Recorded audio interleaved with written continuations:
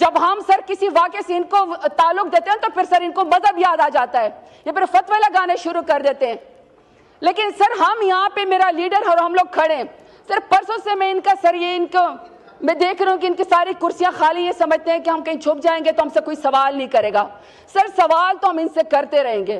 سوال ہمارا آج بھی یہی ہے ڈنکے کی چوٹ پہ کہ 26 نومبر کو نہتے لوگوں کے اوپر ڈی چوک میں آپ نے گولی کیوں چلائی, یہ سوال سر ہم آپ سے کرتے رہیں گے. آپ بھی شاہ ہیں, ہم سب مسلمان ہیں, ہمارا جتنا بھی پیارا کوئی اس دنیا سے جب چلا جاتا ہے نا سر ہم اللہ کے حوالے کر دیتے ہیں.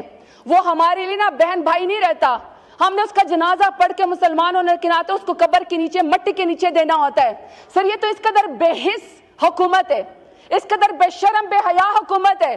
سر سردار شفیق خان لڑ کے جس کا ڈیرہ غازی خان سے تعلق ہے, 4 دن تک سر اس کی لاش اس کے اندر ہاسپٹل کے اندر پڑی رہی. یہ پھر ڈیوڈ لکھواتے رہے کہ نہیں اس کا تو ایکسیڈنٹ کے اندر جو ہے یہ چلا گیا دنیا سے. تو سر انہوں نے تو لوگوں کو دفنانے بھی نہیں دیا. اس قدر ڈینائل کیا آنکھیں بند کر کے کھڑے ہوئے ہیں. سر ایک ایک شہید کی کہانی اگر میں آپ کو بتانا چاہوں, ان کو پتہ بھی ہے کہ نظریہ کیا ہوتا ہے, ان کو پتہ بھی ہے کہ بہادری کیا ہوتی ہے, کیونکہ ہمیں تو پتہ ہے جب ان کو پر مشکل وقت آتا ہے یہ جوتے چھوڑ کے لندن بھاگ جاتے ہیں, دبئی بھاگ جاتے ہیں, جدہ بھاگ جاتے ہیں.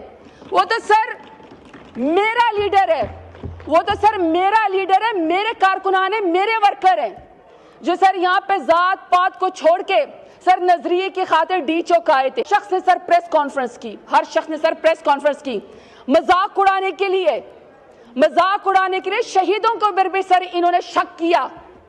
میں تو سمجھتی ہوں کہ تو مسلمان کہنا بھی جائز نہیں ہے کہ اندھیرے میں 12 گھنٹے سر انہوں نے بجلی بند کر کے نہتے لوگوں کے اوپر گولیاں چلائیں اور آ کے یہاں شیخیاں مارتے ہیں, پریس کانفرنس کرتے ہیں کہ یہاں تو کوئی شہید ہی نہیں ہوا.